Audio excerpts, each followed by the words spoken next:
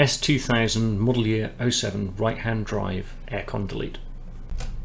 This is without my normal set of tooling, and it's done without removing the front bumper because I needed to keep the car drivable at pretty much any point. There are some DIY instructions for this, but there are no YouTube videos up, so I thought I'd try and fix that. Firstly, unclip the power from the fans at either side. You can see me doing the left side here. Next, remove the top brackets for the engine radiator. OEM, these will be 10mm bolts. On mine, they are 4mm hex bolts. You might notice a few bits seeming to happen out of sequence here, including airbox removal. That's because I've cut it into the order that it should be done in, rather than the order that I did it in. Removal of the OEM airbox is really clearly covered in a DIY guys video that you should totally go and take a look at. However, I am including it here for completeness. Start by removing the 3 long 10mm mounting bolts that you can find.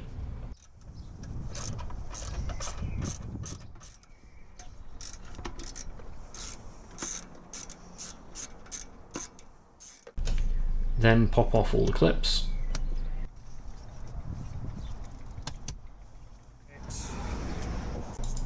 Next, remove the idle air pump control solenoid bracket. You can then use a 5.5mm socket onto the back face of a bunch of cable clips to remove them without having to mess around with tweezers. Next, I removed the 10mm bolts securing the top of the aircon radiator. It's worth noting this is a UK car, so they are actually rusted in really heavily and refused to come out properly, ending up actually twisting the brackets that were underneath the cross member.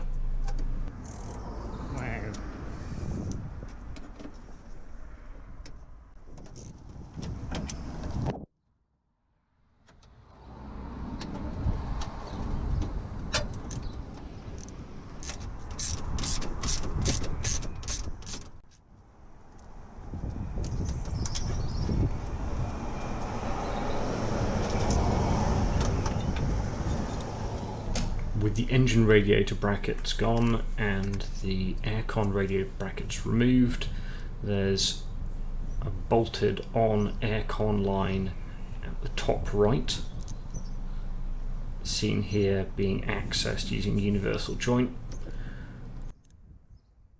There's then a second bolt holding a second line on the lower left of the radiator as you're looking at it. You can either remove most of the skin on your arms doing it this way and risk peeling the foam off the top of the radiator, or you can realise that with the right extension you can actually get in from the front through the bumper grille, which is what I ended up doing. Just pull the radiator out the top here.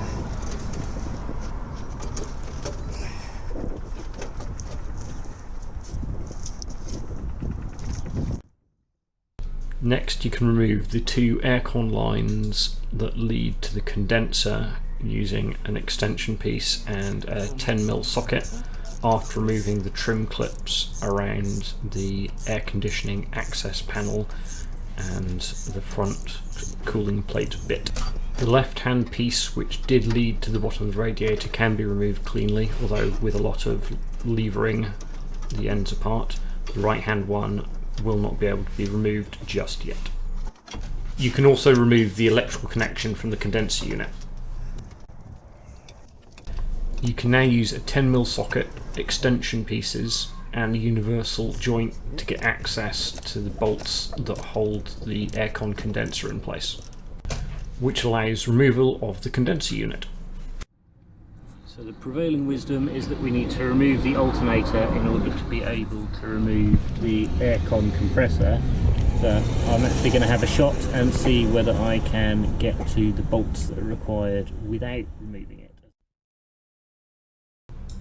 There are 3 bolts that hold the aircon compressor bracket onto the sump, but only one of them is easily accessible and one of them is completely inaccessible. We removed the easy one here, The next plan was to remove these two 14mm bolts at the bottom and their equivalents at the top, despite the lack of room.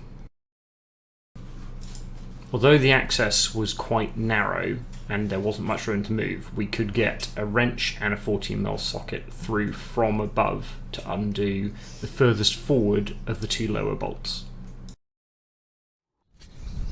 So the first one is now just finger tight and we can undo that one, and we've got enough clearance to get the wrench and the 14mm socket on the second one. So now we're going to get that, and I'm going to try and avoid having an air compressor land on my chest. This is in the heady days before I realised that there were going to be another two 14mm bolts to get access to, which were even more inaccessible than these two.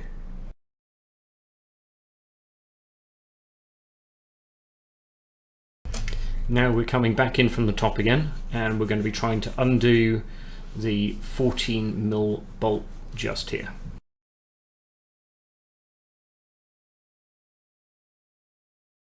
It turned out that this was incredibly tough. Eventually, just getting all of my weight on one hand on the wrench proved to be enough to slacken it off.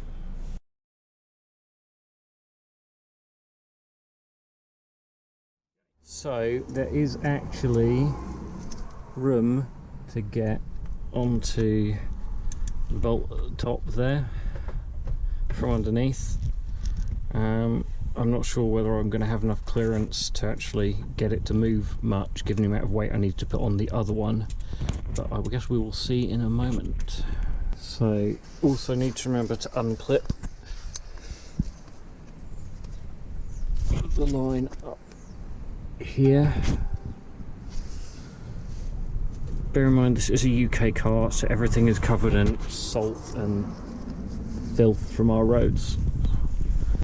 So that actually wasn't as bad as I hoped, as I thought it might have been. It was just pushed down on the end of the tab and pull upwards, so that's free now. So by bracing myself around from the front of the car and putting pressure on from this side, I've managed to get this bolt coming off as well. So now we can push that out of the way and we should be able to remove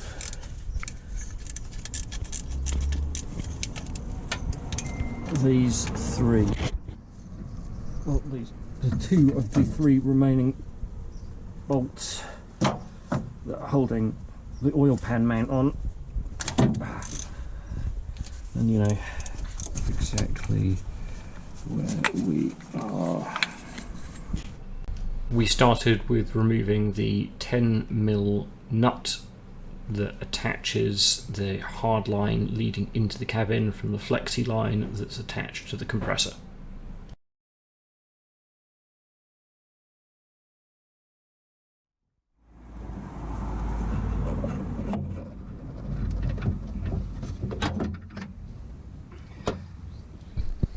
There we go, that one was actually quite easy compared to some of the other ones. We've then got a bracket there that can be removed, and we've got some oil or fluid left in the bottom of that, so we're going to want a shop towel to just mop up some of that. Now I'm just removing the hard lines that were attached to the Aircon radiator up front, so we've got them both loose attached to the compressor. The next plan was to try and pull the compressor through from below with those lines still attached. It did not work. Do not try to do this. Time for a new plan. Coming in from the top here, we've actually got just enough clearance to get the wrench in there. So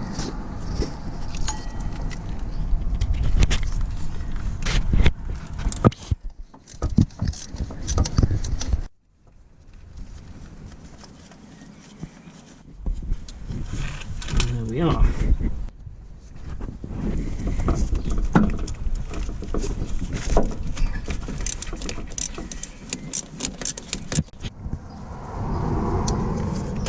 After the removal of the retaining nuts, it was just a matter of applying sufficient brute force and sufficient ignorance.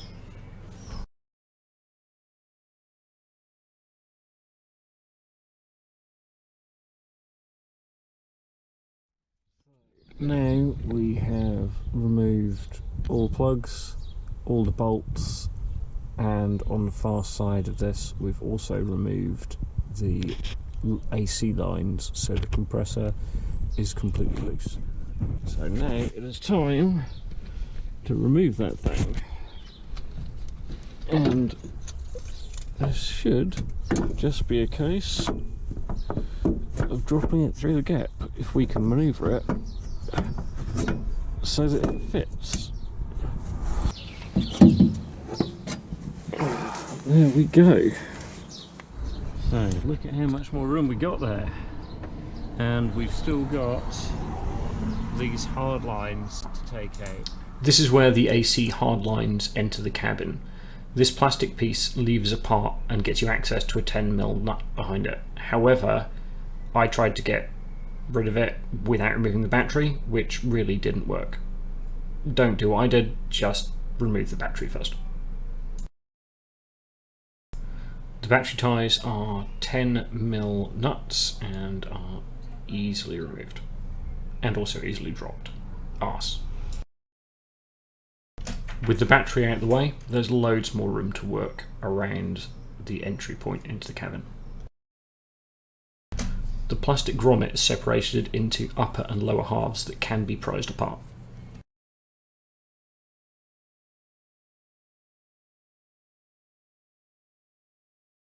With sufficient brute force, I managed to tease apart the upper and lower halves, but then found that there are clips holding it into the firewall. I actually think that just pulling it forward away from the firewall might be the best way of approaching this, and then separating it into the upper and lower sections.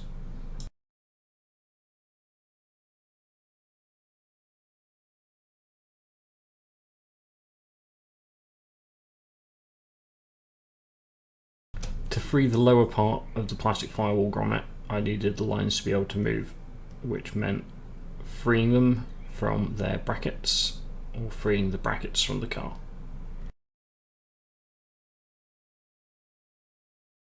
All the bolts involved here are 10mm, nice and easy.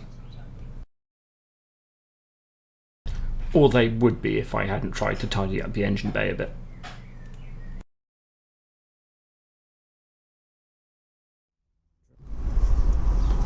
With the extra movement that afforded me, I could remove the lower part of the plastic grommet.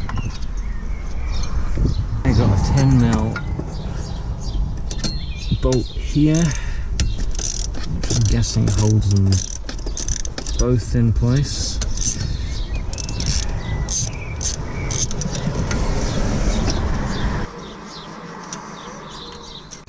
Swift yoink and they're free. However, it is a bit of a puzzle getting these things out.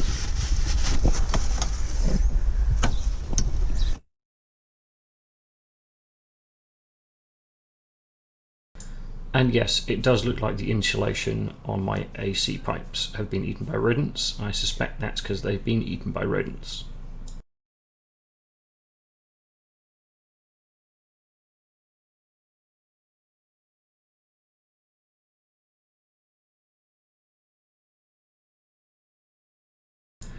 You'll make it a lot easier for yourself if you remove it. I used a 17 and 19mm box wrench to undo them. There's not very much clearance, and you could get a load more if you go and actually remove the AC valve cover.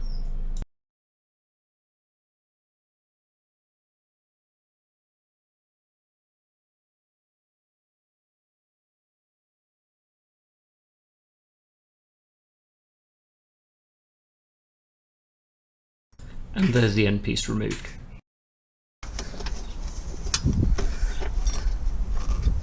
Intriguing.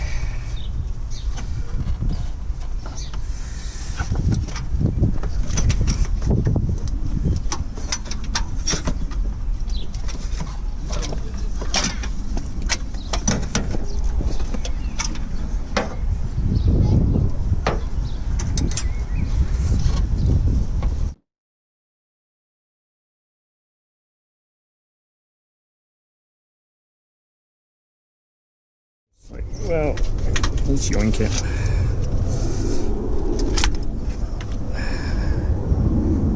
Okay, there we go. 6PK1145. The gator back is the one that the people in the States talk about, but broadly they should all be the same, so we should be able to get that in place now.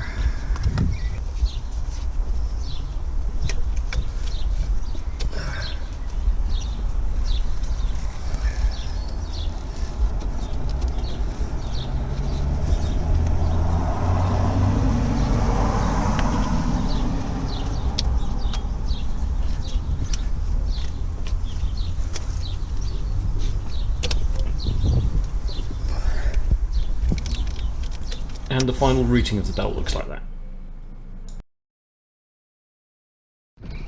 So, battery back in.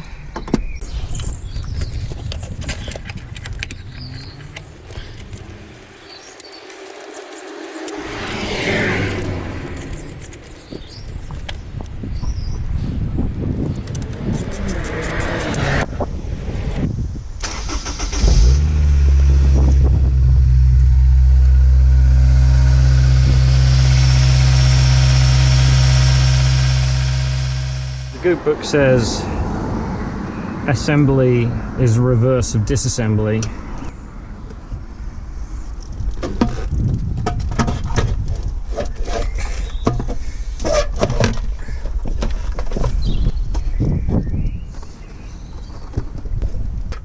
So you can remove the aircon, compressor, radiator and all the lines without having to remove the front bumper. It was actually a little bit more problematic for me than it might be for other people because, well, first of all, it's a UK car, so everything rusted to hell, and I've also got an oil cooler in the way in front of the radiator. Hopefully this will be useful for someone else tackling the same thing in future, because there wasn't a YouTube video up for this, like I said, head the piece. And, well, failing that, at least it should be entertaining or informative for someone out there. We ended up saving a tiny bit under 11 kilos dry, but I'm imagining that with the fluids present, it would have been closer to 11.5.